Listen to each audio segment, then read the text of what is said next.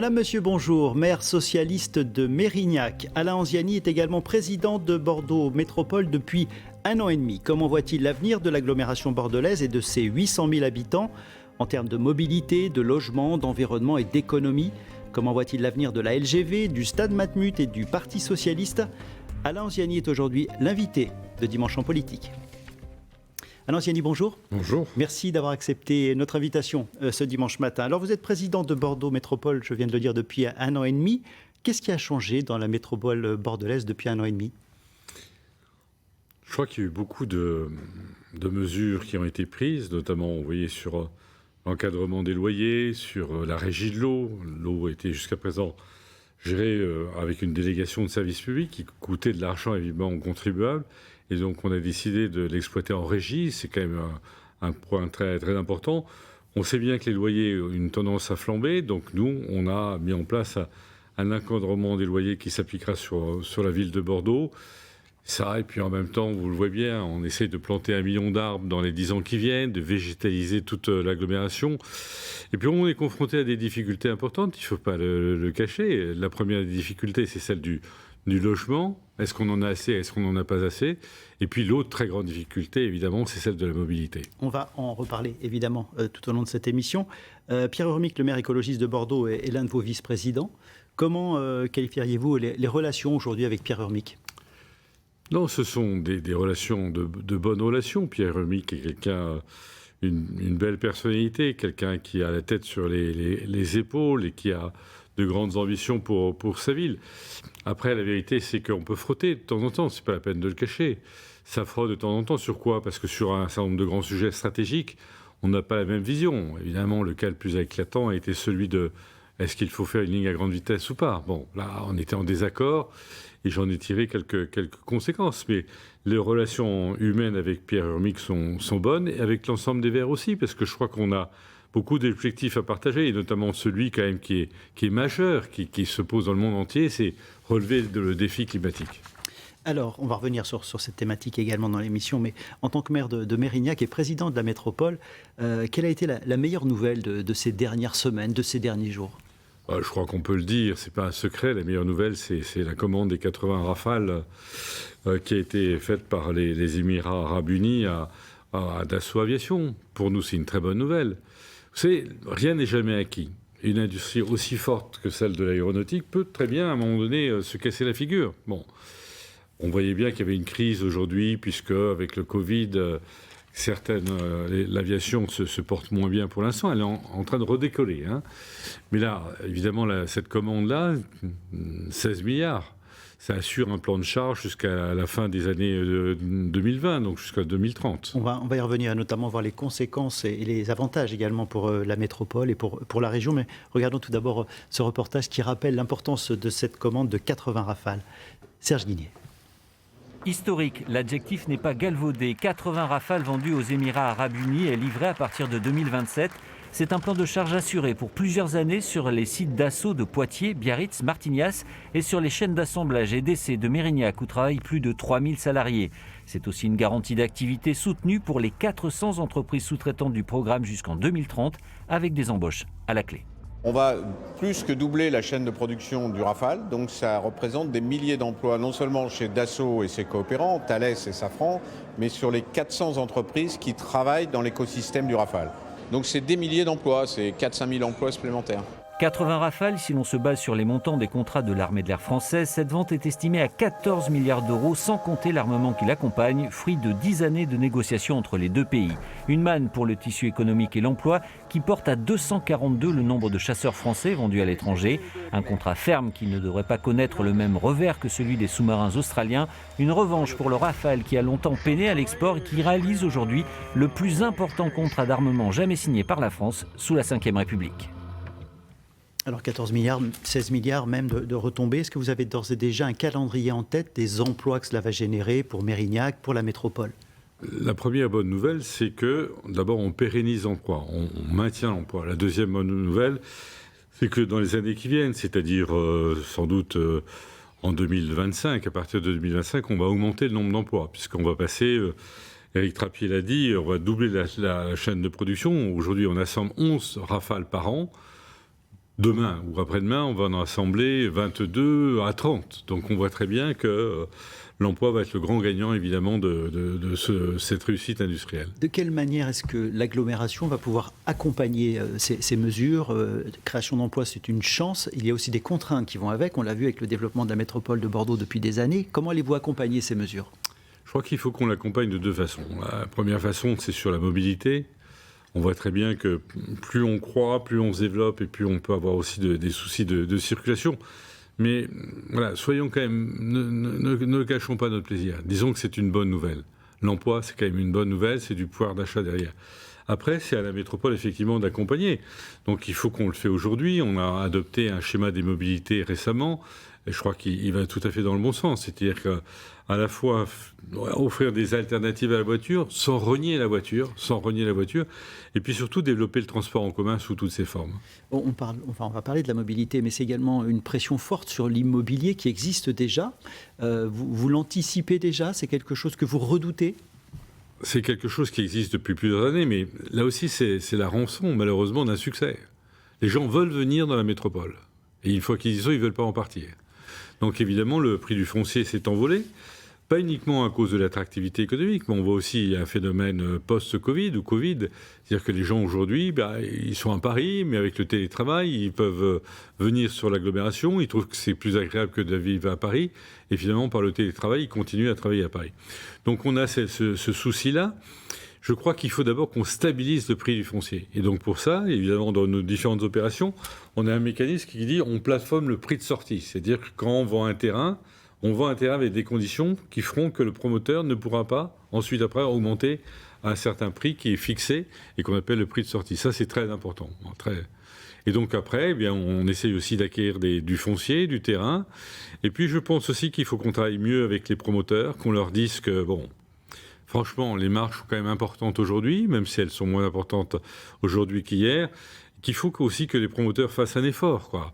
C'est pas une chasse gardée, la métropole pour eux. C'est aussi, il faut qu'ils participent à l'intérêt général, à l'intérêt public, avec donc d'abord des maîtrises des prix, mais également aussi avec une politique d'environnement des bâtiments beaucoup plus forte. Et justement, c'est là où vous êtes confronté à cette difficulté, à la fois construire, en même temps préserver des zones avec un environnement agréable, des parcs, des jardins. C'est évidemment la quadrature du cercle. C'est une grosse contrainte. Vous savez, il ne se passe pas beaucoup de jours où les services de l'État me disent « Oui, mais Monsieur le Président, vous ne construisez pas assez. » Voilà, ça c'est quand même un leitmotiv qui arrive.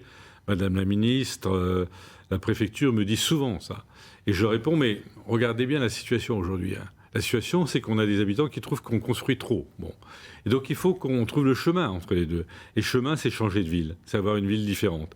Et notamment construire le long des axes de transport, par exemple du tramway, le long des axes de tous les transports en commun, pour éviter que les gens prennent leur voiture. Ils descendent, ils prennent le transport en commun.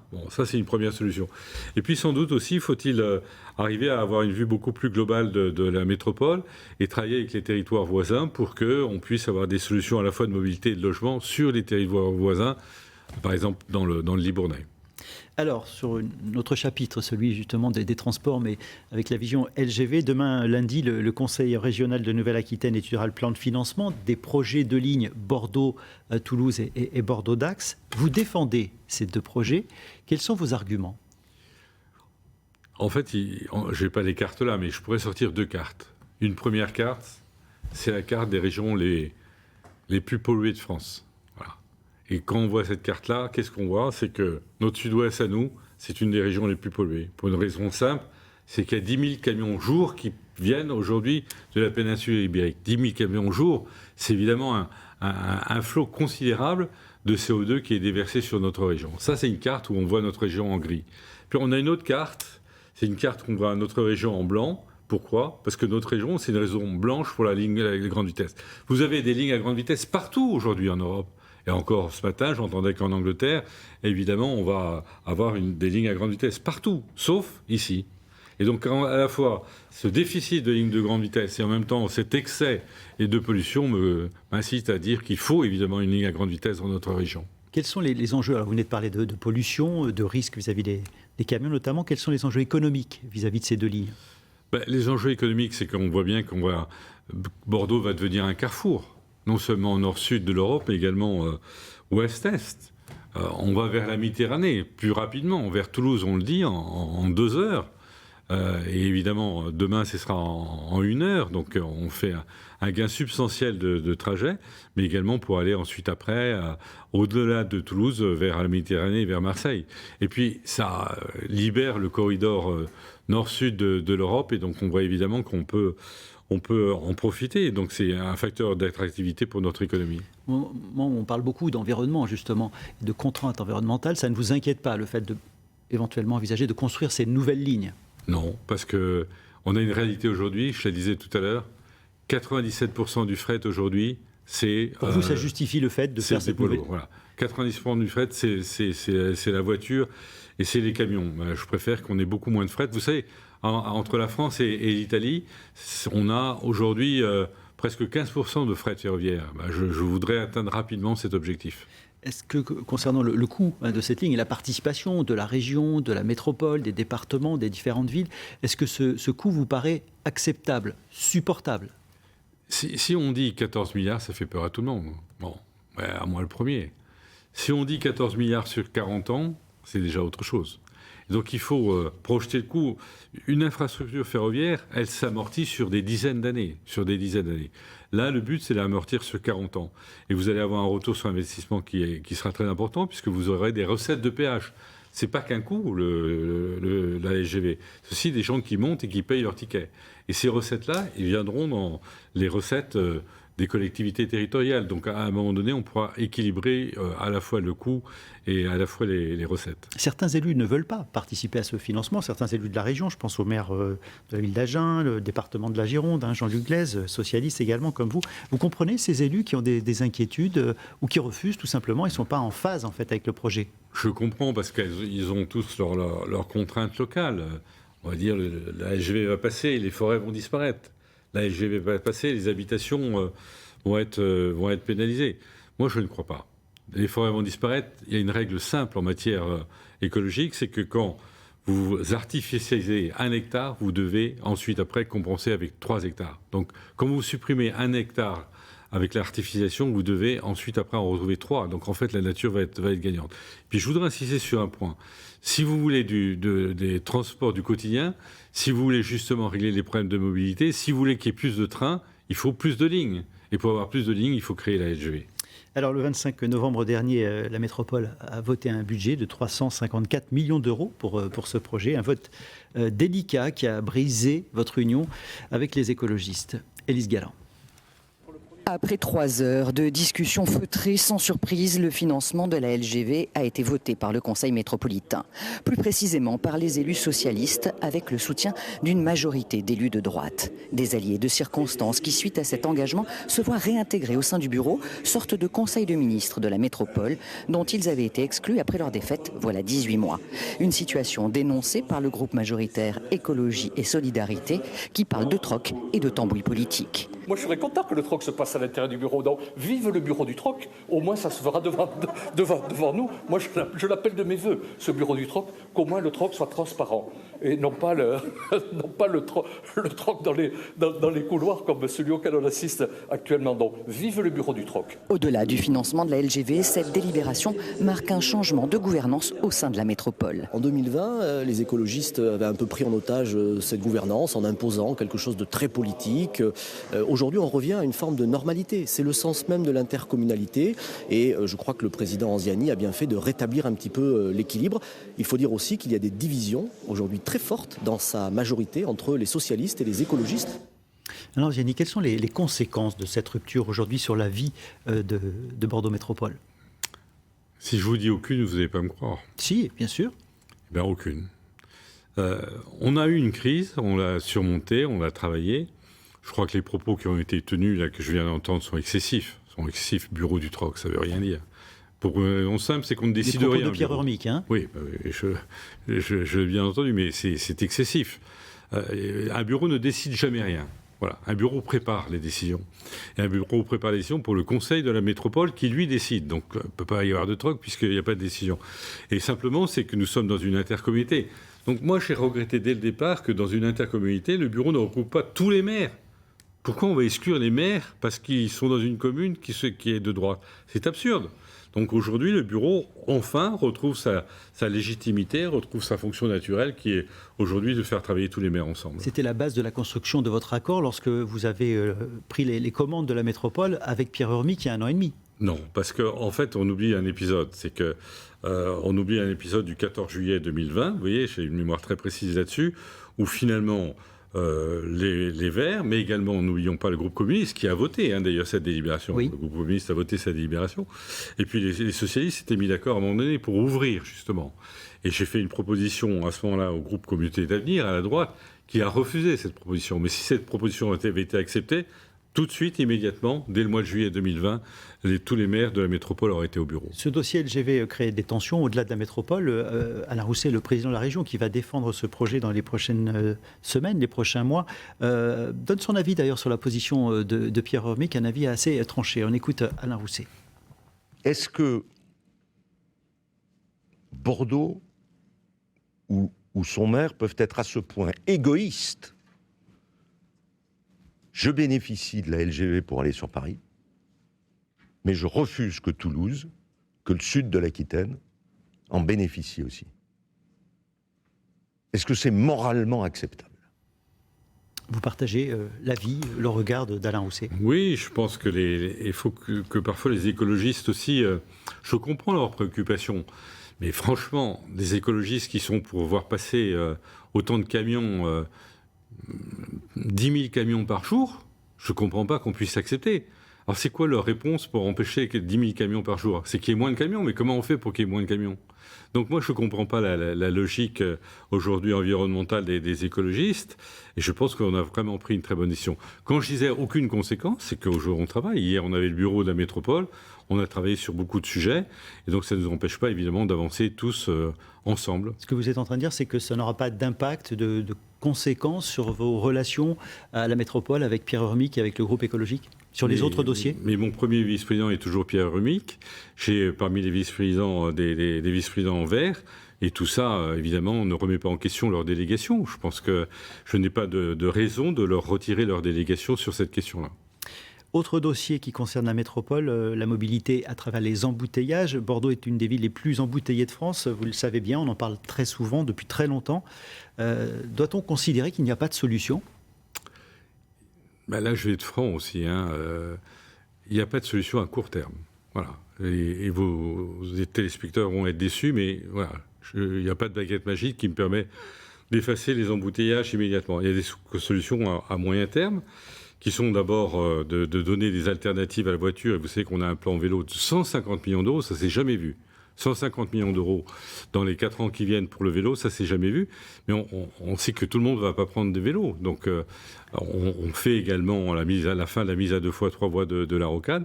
Et puis surtout, il y a notre métro à nous. Moi, c'est ma formule au jour. Aujourd'hui, il faut un mode de transport à grande capacité, comme le métro à Paris. Ce mode de transport à grande capacité, c'est le ferroviaire. Il est là, il existe aujourd'hui, avec des rails, avec des gares. Donc il faut qu'on incite les gens à monter dans le train. Pour inciter les gens à monter dans le train, il faut qu'il y ait plus de trains. Voilà. Et je reviens à ce que je disais tout à l'heure.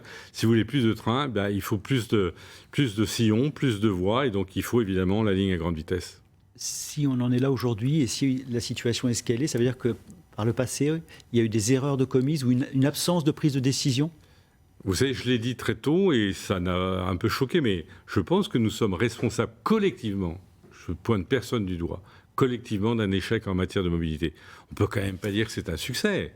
Quand vous êtes toujours la 3e ville la plus congestionnée de France, vous n'allez pas dire vraiment on a bien réussi.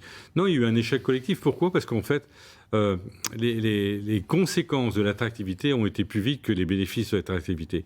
Donc les entreprises sont venues, se sont développées. Évidemment, il y avait plus de monde, il y avait plus de circulation et sans doute qu'on était en retard sur cette question-là. On parle de mobilité, on oublie souvent le fleuve, à tort probablement. Est-ce qu'il y a là, selon vous, un moyen de travailler la mobilité, de mieux utiliser le fleuve, la Garonne à Bordeaux? Oui, vous avez raison, mais vous voyez, c'est une boîte à outils. Il faut de la voiture, il faut des trams, il faut des vélos, il faut de la marche, il faut du téléphérique, il faut le fleuve. Mais le fleuve a ces contraintes qui font qu'aujourd'hui, on ne peut pas l'utiliser autant qu'on le voudrait, mais on va doubler le nombre de bateaux pour aller d'une rive à l'autre. Le fleuve peut être un outil pour transporter du fret, le fleuve peut être un outil pour transporter des voyageurs. Vous avez évoqué également un projet qui peut peut-être apparaître comme un gadget. Le téléphérique, ce n'est pas un gadget, c'est véritablement un projet important pour vous dans la mobilité. Vous allez à Toulouse, vous avez un téléphérique. Vous allez à Pau, vous allez avoir un téléphérique. Vous allez dans beaucoup de villes de France, Brest par exemple, vous avez un téléphérique. Le téléphérique, ça permet de transporter 16 000 personnes jour, voilà, d'un endroit à un autre, en quelques minutes. Donc c'est vraiment un moyen de transport très, très efficace. Quel est votre calendrier souhaitable en tous les cas Je voudrais, moi, qu'avant la fin de ce mandat, on ait un téléphérique. Voilà. Donc on a lancé un certain nombre d'études. Aujourd'hui, on a une idée très précise. Le téléphérique partira de Senon-Lormont pour arriver du côté d'Achard, donc de la Cité du Vin. Et là, en quelques minutes, vous pourrez traverser la Garonne. On a parlé environnement ce début d'émission, c'est quelque chose qui revient évidemment dans la bouche de tous les élus aujourd'hui et c'est une préoccupation de tous. Quelle forme, en dehors de planter des arbres, vous avez évoqué un chiffre important, quelle est aujourd'hui votre priorité en termes d'environnement dans la métropole et votre commune de Mérignac aussi, puisque vous avez les deux casquettes? Mais la priorité, c'est d'éviter la catastrophe climatique qui arrive et qui fera que nous aurons des îlots de chaleur partout. On peut avoir la température de Séville à Bordeaux, à Mérignac, dans toute la métropole, dans toute l'Aquitaine d'ailleurs. Donc comment on fait? Donc l'arbre, c'est quand même un beau symbole, parce que l'arbre, c'est de la biodiversité, l'arbre, ça recycle le carbone, et l'arbre, ça crée des îlots de fraîcheur. Donc c'est une priorité vraiment de planter en arbre toute la métropole. Il y a d'autres priorités. Hein. Des priorités aussi, c'est évidemment la santé. Donc c'est éviter les émissions à gaz à effet de serre. Et donc, notamment, eh bien, on va prendre bientôt une mesure qui va consister à regarder comment on peut limiter l'entrée des véhicules les plus polluants dans la métropole. Mais ça se travaille. Ça se travaille d'ailleurs avec les personnes concernées, avec les artisans, ça se travaille avec les autres territoires. Mais arrêtons de faire de Bordeaux vraiment un endroit où la santé est en péril, parce qu'évidemment, il y a des pollutions qui sont considérables. Un mot de sport avant la fin de cette émission, un mot de football. La situation des Girondins vous inquiète-t-elle? Ils vont jouer cet après-midi, mais ils sont 17e. C'est une préoccupation pour vous? C'est un souci. Et puis, j'ai beaucoup d'affection pour les Girondins. Je suis un passionné de football, donc c'est un souci. J'ai une grande confiance quand même dans M. Gérard Lopez. Je pense que sans lui, le club n'existerait plus aujourd'hui. On a fait ce qu'il fallait aussi à la métropole. Là, on a trouvé une majorité pour faire ce qu'il fallait pour l'accompagner, et c'était bien. Bon, mais il faudra qu'évidemment, sans doute, que l'équipe se stabilise. Très clairement, une relégation n'est pas envisageable. On est bien d'accord, ni sportivement, ni politiquement, j'ai envie de dire. Sportivement, je ne l'espère pas. Financièrement, ce serait très lourd, parce que si on est relégué, la métropole perdra un certain nombre de recettes qui sont à la fois des recettes de loyer, 4 millions et quelques, et puis des recettes également d'exploitation du stade par SBA, 4 millions. Donc ça ferait une perte importante pour la métropole. Justement, le stade Matmut, selon vous, quel doit être l'avenir de ce stade? Moi, j'ai toujours dit qu'on n'avait pas vocation à être propriétaire d'un stade. Maintenant, pour le vendre, il faut un acheteur. Voilà. Alors, un stade qui perd de l'argent, ce n'est pas simple pour trouver un acheteur. Voilà. Il perd combien? 3 millions d'euros par an? Oui. Et il perd de l'argent quand il y a des matchs, quoi. Donc plus il y a de matchs, plus on perd de l'argent. Bon. Pourquoi il perd de l'argent? Parce qu'en fait, un système économique assez bizarre, hein, assez incompréhensible de perdre de l'argent plus il y a de matchs. Oui, mais parce que les charges d'exploitation sont trop fortes. Et pourquoi elles sont fortes? Parce qu'en fait, il y a une incohérence dans le montage juridique. Aujourd'hui, vous avez un propriétaire du stade qui est la métropole. Ensuite, après, vous avez un exploitant qui est SBA. Et après, vous avez un résident qui est les Girondins. Et tout ça, finalement, fait des coûts très importants. D'abord, essayons de fusionner l'exploitant et le résident, et donc on gagnera déjà beaucoup d'argent. Un dernier mot dans cette émission. Vous êtes socialiste, une campagne présidentielle se prépare. Que pensez-vous de la campagne d'Anne Hidalgo? Je pense qu'Anne Hidalgo a eu raison de faire un appel à l'unité. Vous savez, qui n'a pas eu beaucoup de succès. Qui n'a pas eu beaucoup de succès, mais il faut quand même que tout le monde se rende compte que le bateau coule. Bon, le bateau coule et... Là, vous parlez du Parti socialiste? Non, le bateau de la gauche. Ouais.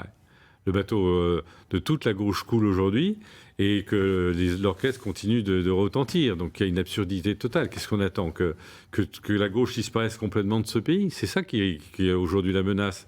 Personne ne va faire 10%. Voilà. Anne Hidalgo est donnée avec des chiffres bas, mais les autres ne seront pas beaucoup plus hauts. Donc moi, je voudrais quand même qu'il y ait aujourd'hui une prise de conscience très forte, mais peut-être est-ce trop tard. Vous voyez, j'aurais la franchise de le dire. Tout ça aurait dû être préparé de longue main, de longue date. Et aujourd'hui, on est au bord du précipice. Quelles peuvent être les conséquences pour le Parti socialiste? Vous savez, il y a deux partis socialistes, si vous me permettez. Il y a le Parti socialiste national qui est en très mauvais état. Et puis il y a le Parti socialiste local. on ne peut pas dire qu'on est au mauvais écart. Quand vous avez aujourd'hui, vous êtes maire de Nantes, de Rennes, de Lille, de Mérignac, de Montpellier, de Marseille, est-ce que c'est un petit parti qui inspire autant de confiance? Donc je crois que la force du Parti socialiste aujourd'hui, ce sont ses élus locaux. Parfait. Merci. Pour ces réponses. C'est la fin de cette émission. Merci Alain Anziani. Dans quelques instants, le journal de la mi-journée. On se retrouve pour Dimanche en politique à la rentrée, le dimanche 9 janvier. Excellent après-midi. Merci.